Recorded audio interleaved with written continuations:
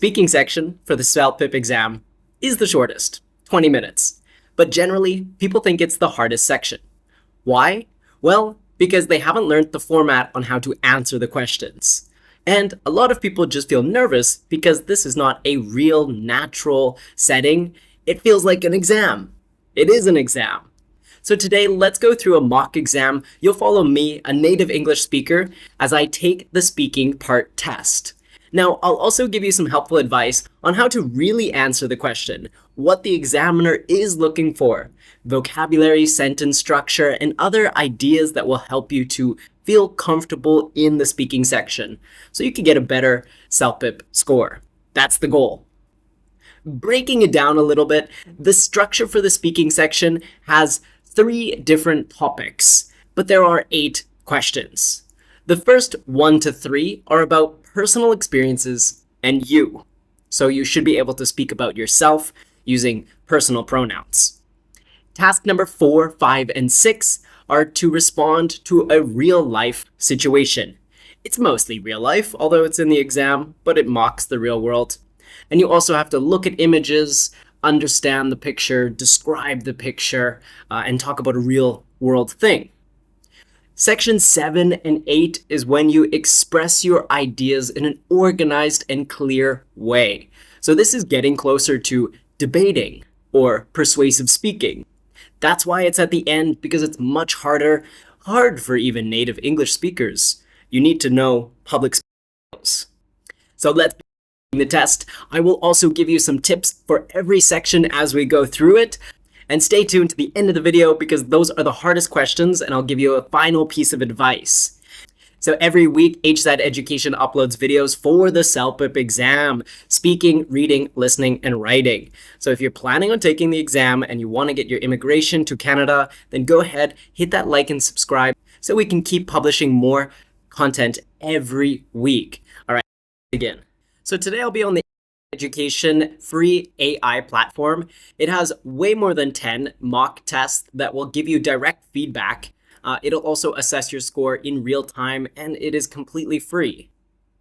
So you go ahead and log in. I'm going to do the speaking test number 6 today, and I haven't seen the questions yet. So yes, this is a real live mock test. On the AI platform here, they do give you a warm-up question just so you can start feeling comfortable. We have how much time you have for preparation and recording. So I know that this will be a 60-second answer. Right now I have 15 seconds more to prepare, so let me think. So today I would like to talk about one of my best friends, whom I don't actually see that much because we live in different countries. We typically meet together on a rock climbing trip or some other activity. We're both very adventurous. We like to go out in nature, quite humble people. So we don't need to flash our money or spend our time doing luxury things. But we just like to enjoy each other's company. He's quite an honest guy, middle-aged, and he's fit. He's also quite quirky and funny, and that's why I find him interesting. So we like to just do random activities together, a lot of rock climbing, and we get along quite well. So our conversations are smooth and natural. I think that's the main reason he is my best friend. Okay, next question is the advice. This is where we start talking about personal things. Your friend is about to adopt a pet for the first time. Offer him or her advice on pet care and preparation. 15 more seconds to think, and it's a 1.5 minute question. Start speaking now.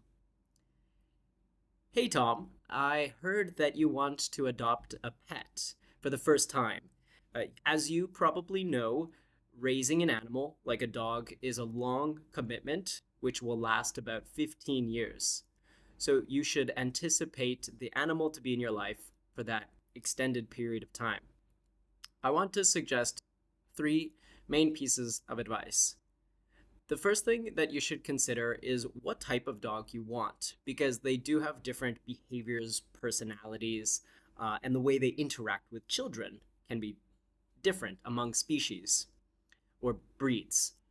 The second thing I want to recommend to you is consider your living standards and your home or the accommodation you'll have for the dog. The reason I say this is because large animals like dogs do not do very well in apartments. They need a lot of physical activity, and also they shed a lot of fur or hair. So consider what your house will look like in the present time and in the future. And the third thing I want to recommend is just do it. Having an animal in your life, a companion, will greatly impact your life in a positive way. Uh, Dogs give you a lifelong companionship that not everybody has. So I do recommend that you get a pet. Just consider and be prepared. Okay, so personal experience. Recall a time when you explored a bustling local market in a country where you were visiting. Describe the sights, sounds, scents you experienced and the unique items you discovered and the interactions you had with vendors. Reflect on how this experience deepened your understanding of the local culture. Ooh, a lot of things to mention here. Because I live in Asia, I often go to local markets or wet markets as they're called. I really enjoy this, not only because the food is cheaper and generally more fresh, also has less plastic wrapping, but I feel this is a great experience to interact with the local people. There was one time I visited a market in the north of Vietnam, and it was not very busy, but I enjoyed this because I can see the people living just naturally, enjoying their small community, talking with each other. The sounds and the smells are always slightly repulsive.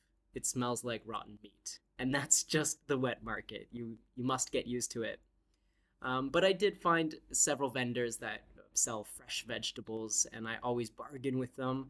So I really get to connect with the culture and learn the language. In the next two sections, we're going to have one picture, and it assesses two different skills. The first picture is describing what you are seeing, so you should only be talking about what you can see. Don't make any inferences. That is looking for descriptive language. When you see the picture for the second task, then you have to predict what will happen in the future. So here, you can be creative. There's no wrong answer about what will happen, but the examiner is looking for your logical ideas and making predictions. Now, try to develop a skill where you are thinking and speaking at the same time. This will happen more naturally than you anticipate. Some people need to prepare in the 30-second window. Let's not do that. Begin speaking. Look at the picture. What is happening? Who are there? Look at the picture. Who is in it? What are they doing? What's the location, the temperature, the setting? Are there any students or adults? What game are they playing? So really begin to identify the photo and then just make a general assumption. What will happen next? And don't be crazy by saying like a meteor will hit. Try to use logical thinking. All right, we're gonna get into describing a picture, and I will zoom in because last time I did this exam, I didn't zoom in enough. Beautiful photo. It reminds me of Canada. Let's see how much time I have. 15 seconds left, and we're going to speak for 1 minute. I am looking at a wonderful photo that is set in the winter time around an ice skating rink. This is one of the most quintessential pictures I've seen from Canada. There are a dozen people skating, including children and family members. Around, there are massive snowmans reaching the height of a pine tree. It looks like it's snowing just lightly, but everyone is enjoying themselves and having a fantastic time in this winter wonderland. There is also a snack shop or perhaps a canteen, or they're selling skates. And so there's one woman working and some people purchasing skates or snacks. There's a lot of families here, some children. People look like they are learning to skate or they are playing hockey. This is a very wholesome photo from a winter wonderland. Okay, what do I think will happen next? It is the same photo, and we're going to predict what will happen. What I think will happen in this photo is the natural events that happen at all skating rinks. The sun will set, the temperature will drop, and people will start to pack up and go home. Skating rinks are not very comfortable in the late evening, at least in Canada. However, I can see that there are some lampposts, so perhaps people will stay until 7 or 8 p.m. Right now it is quite busy, and there are people drinking coffee, so once they finish their coffee and children get tired, they will return home. It looks like some of the children are playing hockey, so they will finish their game, and then they will put away their skates and go home. I see there are some bags. People are carrying bags, so I know that they will pack up. I don't anticipate anything dangerous to happen because this photo is quite peaceful.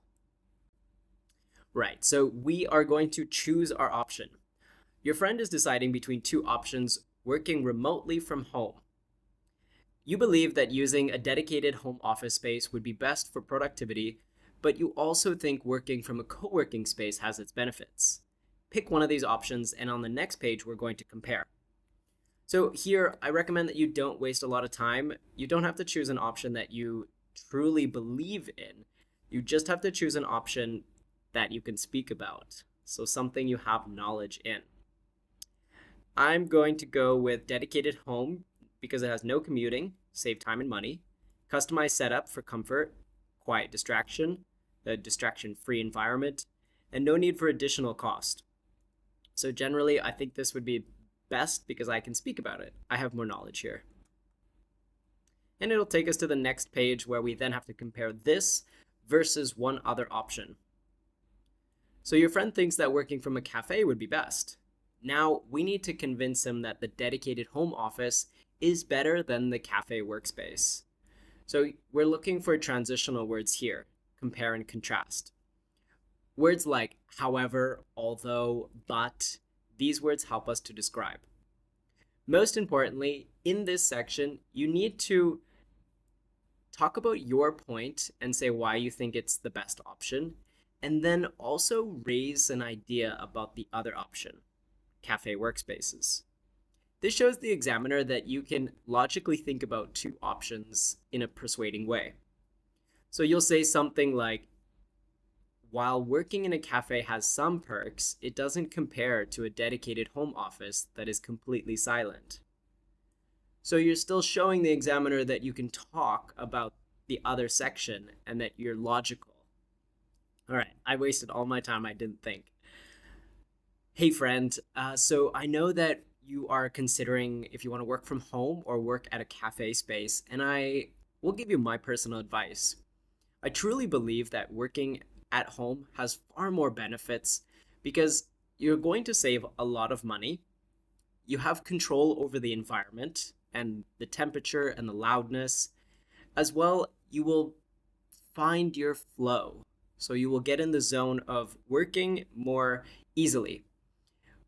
When working at a workspace, a cafe workspace, you may have some perks like getting free coffee or just kind of feeling influenced by productivity around you. However, this often leads to distraction and it's a false sense of productivity. Whereas if you work from home, you are guaranteed to stay in the zone working without any distractions. Whew, that was hard because I didn't prepare. I think I did well. Okay, next section. You've been offered a job promotion that requires relocating to another country. Your spouse is excited about the adventure, but your elderly parents prefer you to stay close to help them. So choose one option. Convince your parents that you can still support them from afar and that this move is a great opportunity, or convince your employer to delay your relocation to find an alternative that balances your career growth with your family responsibilities. This is hard. What would I do? Again, I'm not going to waste time thinking about what I would personally do. I'm just going to choose option A, the first one, because I don't want to waste time. Okay. Start speaking now. Let's begin. Hi, Mom and Dad. I recently got this amazing job promotion, and I'm very excited to have it. Unfortunately, there are some drawbacks. This job is in another city, and I will be 7 hours away by car. I know this is quite unfortunate for you because you are getting up there in age. However, I have found a solution. My friend recently opened up a semi retired elderly care center where you get to be around people your own age. The cost is very affordable, and they host many games and activities for you.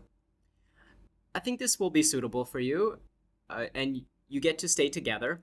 You have no maintenance on your house, plus, they will help you to cook if you want to eat from the cafeteria. So, there's a lot of advantages here.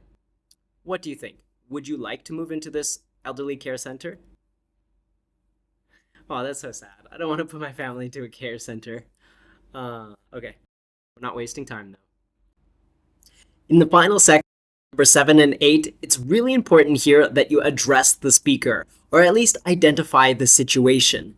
So if you're giving advice to someone, you can say, hey, I think a friend, colleague, whoever. Or when you are describing the unusual situation, you want to kind of identify that you are in the picture or in the museum or you're walking with a friend, something that is said in the prompt. So that is part of your script, so to speak. Identify who you are with, what you are doing, like you are speaking to them. When you're giving your advice, your actual opinion is not being examined. So if you don't know the topic very well, that's okay.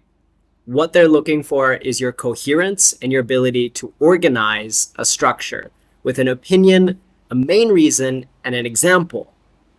Let's take a look. Next question. 7. Should workplace transition to fully remote model where technology allows for effective collaboration? What's my opinion? Start speaking now. Thank you for posing this interesting topic, whether or not workplaces should transition to fully remote models where technology is the driving force of effective collaboration. This has been a growing topic, especially since the pandemic, where most companies were forced to go remote due to the restrictions on interactions with other people. While I do fully support remote working, I think there are some benefits to office time, collaborating with your employees. And so rather than keeping a strict schedule where we have some working days and some at home days, I propose that we build a workplace culture that people are incentivized to come to work on days that they feel. It can be a Monday, a Wednesday, a Friday, it doesn't matter, but we should still provide an office space where they can come and have meetings with each other, have meetings with clients, bounce ideas around, or simply just have a lunch with their colleagues. So we would have very loose policies on this, where the employee gets to choose when they arrive and they can communicate that with their staff members prior to going. I think this model will have the greatest benefits because people can still travel and live remotely, but they have the option to come to work and collaborate effectively.